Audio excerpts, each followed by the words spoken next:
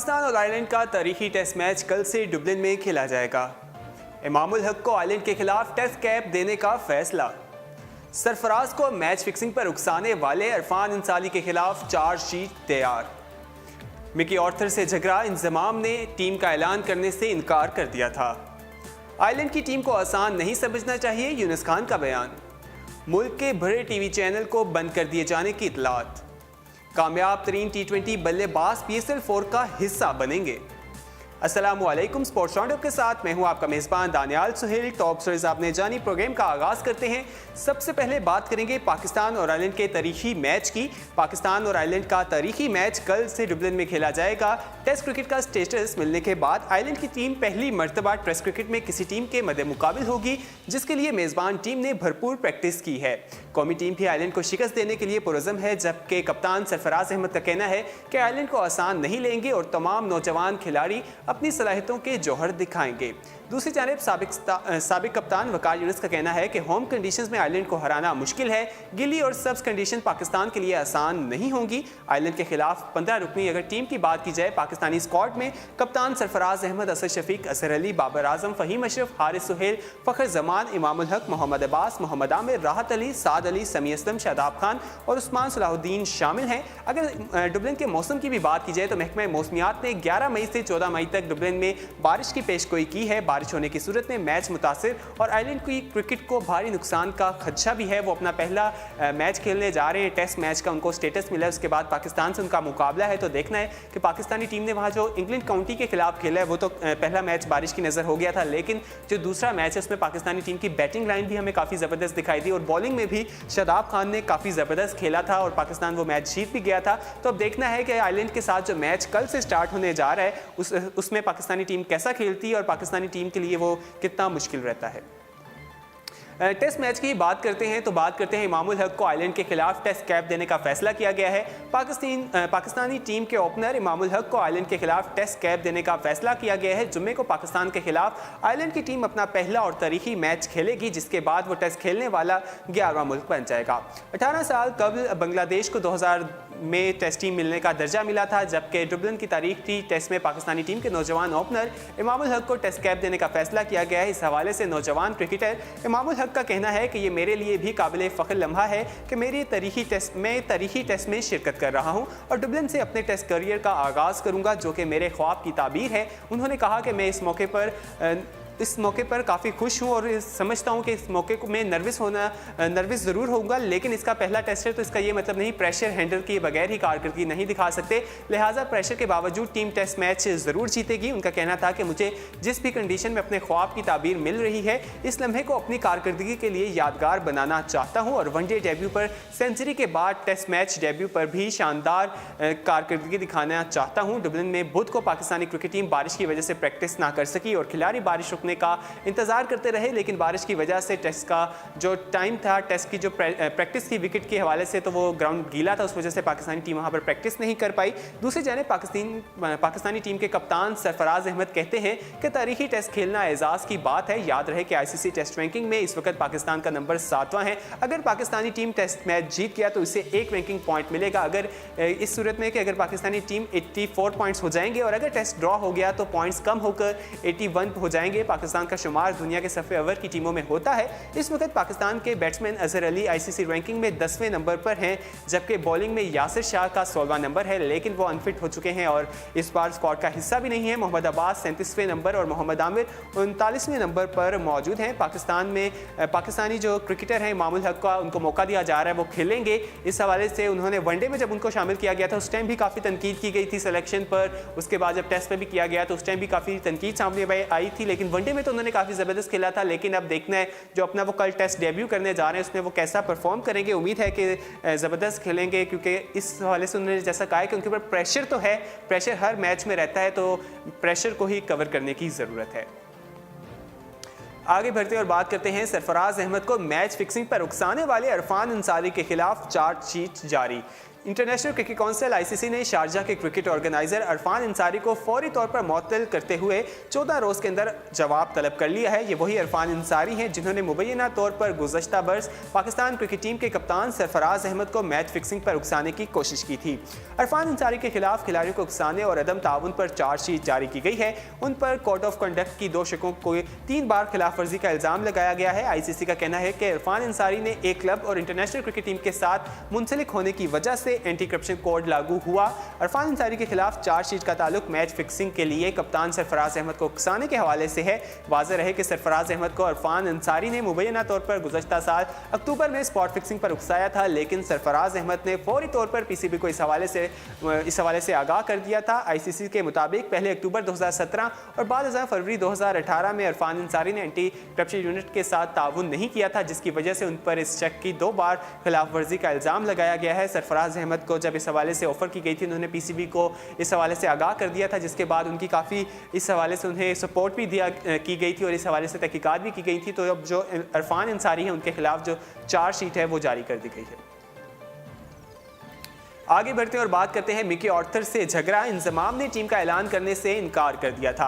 Pakistan cricket team के head coach Mickey Arthur और chief selector Inzamam-ul हक के दरमियान लाहौर में होने वाली झड़प की मजीद तफसीलात सामने आई हैं।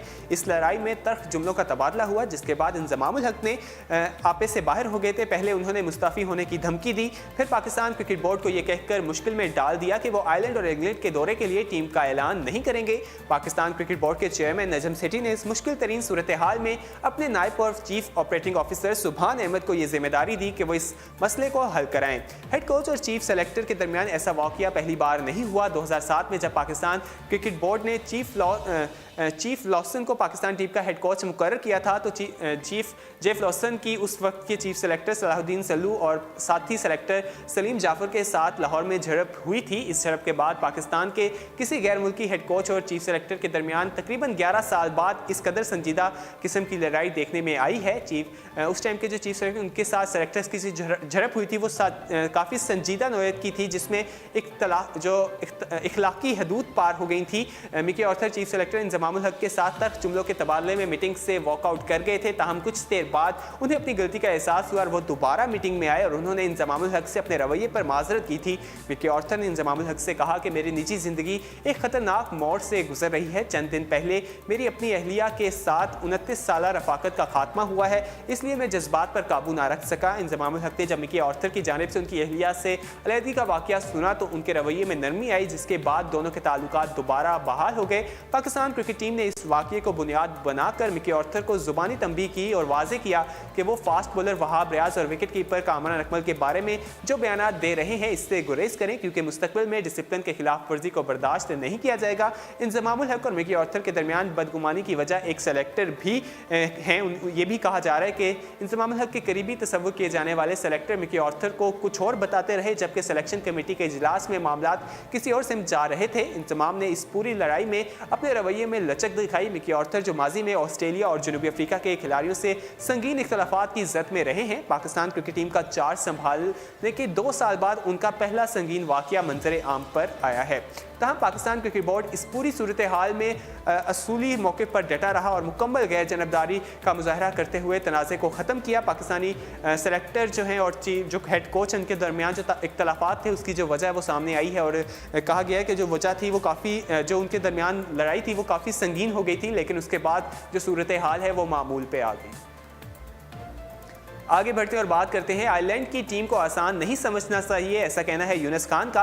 पाकिस्तान क्रिकेट टीम के साबिक कप्तान और अपने दौर के अजीम बैट्समैन शुमार किए जाने वाले यूनुस खान ने कहा कि तवील फॉर्मेट की क्रिकेट में पाकिस्तान का आयरलैंड से कोई मुकाबला नहीं, लेकिन इसके बावजूद हरीफ टीम को आसान नहीं समझना चाहिए। आयरलैंड के खिलाफ टेस्ट मैच में दरअसल दबाव पाकिस्तान पर ही होगा। उन्होंने कहा कि पाकिस्तान टीम टेस्ट क्रिकेट में दुनिया की नंबर 1 टीम रह चुकी है, जबकि आयरलैंड की टीम अपना पहला टेस्ट मैच खेलने जा रही है।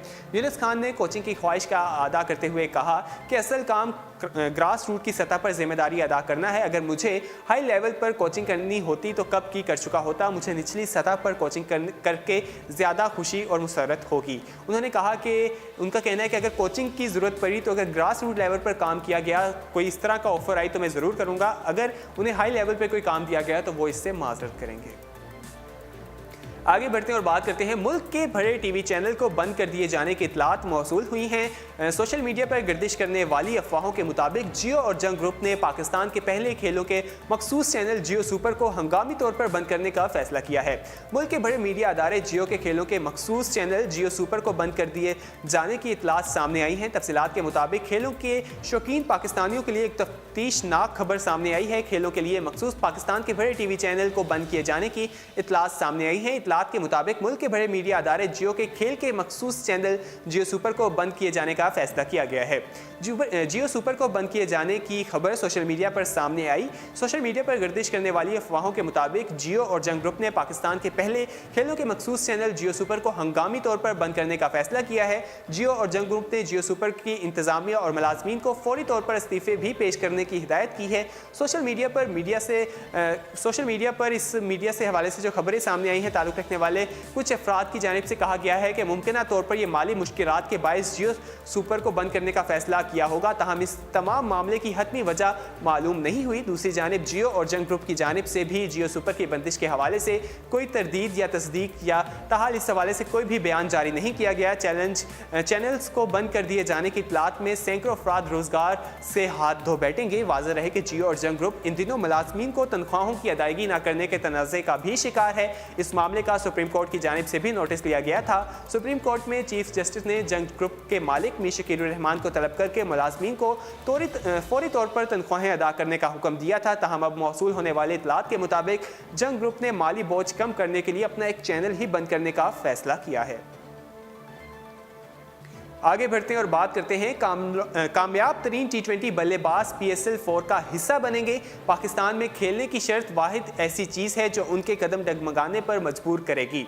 बॉल टैंपिंग स्कैंडल के मरकज़ी किरदार और 1 साल की पाबंदी की सज़ा भुगतने वाले ऑस्ट्रेलियाई ओपनर डेविड वार्नर आइंदा साल पाकिस्तान सुपर लीग के चौथे एडिशन में एक्शन में दिखाई देंगे और इस बात का भी कवी इम्कान है कि वो PSL के 3 में पाकिस्तान आने से इनकार करने वाले साबिक कैंगरू ऑलराउंडर शेन वॉटसन आइंदा पाकिस्तान सुपर लीग में एक्शन में दिखाई नहीं देंगे, क्योंकि लास्ट एडिशन में भी उन्होंने कहा था कि वह पाकिस्तान आकर खेलेंगे, लेकिन उन्होंने बाद में आने से इनकार कर दिया था। मीडिया रिपोर्ट्स के मुताबिक गुज़श्ता हफ्ते लाहौर में PSL फ्रेंचाइजीज के नुमाइंदों ने ड्राफ्टिंग समेत मुख्तलिफ अमूर पर बातचीत की तो साबिक कैंगरू नायब कप्तान डेविड वार्नर को भी ड्राफ्ट में शामिल करने का अंदिया दिया गया। PSL 4 का हिस्सा बनने के लिए मुमकिन तौर पर डेविड वार्नर से भी रब्ता किया गया है, लेकिन ऑस्ट्रेलियाई जार मजाज ओपनर की जानिब से फिलहाल PSL में शिरकत से मुतल्लिक कोई मौक़िफ़ सामने नहीं आया। अब देखना है कि अगर उनका मौक़िफ़ सामने आता है, उम्मीद तो यही की जा रही है कि वो PSL का हिस्सा बन जाएंगे, लेकिन इस हवाले से अभी उन्होंने कुछ नहीं कहा। लेकिन एक चीज़ है कि ये जो शर्त रखी जा रही है कि पाकिस्तान आकर खेलना होगा, इस चीज़ पर हो सकता है कि वो इनकार कर दें, लेकिन अभी तक इस हवाले से कुछ जो खबरें हैं यही कहा जा रहा है कि वो हिस्सा बन जाएंगे। इस हवाले से हम आपको अपडेट करते रहेंगे। फिल वक्त के लिए उर्दू पॉइंट से इतना ही। मज़ीद खेलों की खबरें जानने के लिए विजिट कीजिए हमारी वेबसाइट urdupoint.com। अल्लाह हाफ़िज़।